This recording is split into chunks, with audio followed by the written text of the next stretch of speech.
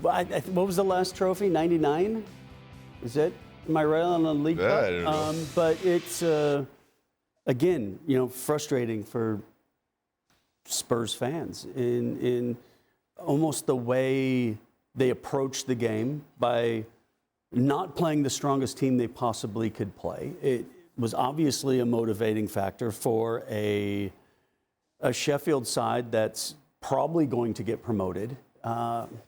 We've got a Spurs fan in my ear. It was 2008. Okay. Yes. Well, it feels like the 90s. Yeah. Put it that way. Yeah. He's like 1899. It's one of those things. It feels like forever. Yes, but it's one of those things that I think the expectation has risen at Tottenham with Champions League and Champions League final and all this, but just getting over that hump. We saw how difficult it was for Manchester United, who filled their trophy case for a couple decades and then went into a barren spell, and something has to change for Tottenham. Okay.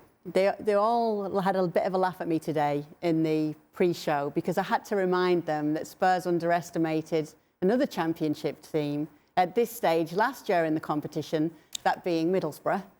And they were beaten by them. So did they underestimate their opposition today by not playing a full-strength side, Stevie? Absolutely. Well, the reason that they didn't play a full-strength side was because they thought they could win the game without them. And so if that doesn't smell of underestimating the opposition, then I don't know what does. At the same time, the team you put out has to be motivated.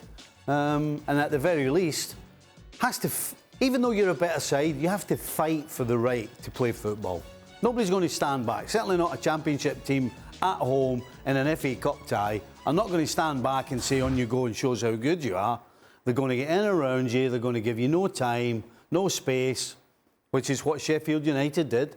And the opportunity that came their way, they took it. And all of a sudden, Spurs are out the FA Cup and Sheffield United have drawn Blackburn. Yep. Spurs must be thinking, hold on a second, if we'd beaten Sheffield United, we'd got Blackburn at home and we'd be in the semi-final of the FA Cup. And again, I think if the Spurs fans lose to a Man City away or something like that, it's like you can accept okay, it. you give a good fight. But when you do go to lower league opposition, lose, that's a tough one. On the flip side, though, Don, it's turning out to be quite the season for Sheffield United. Yes, another one of my former clubs. Every time one of my clubs does well, it's like, yes, I was a part of that club for a little while. Do you know what? It's brilliant for the city, Kay. It's an amazing club to play for. I mean, I was there for only 2 years before I moved to Everton, but I loved every minute of living in Sheffield and playing for Sheffield United. The fans are incredible. Bramall Lane's a terrific place to play your football, and that'll be hard, by the way, for Blackburn. Sheffield United can beat anyone.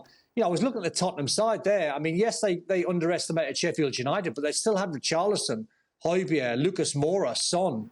So I question their attitude and their motivation to try and win the game. But credit Sheffield United. What a journey they're on, potentially going up and potentially getting in the semi-finals. Yeah, definitely. Let's be honest. Don's had so many clubs.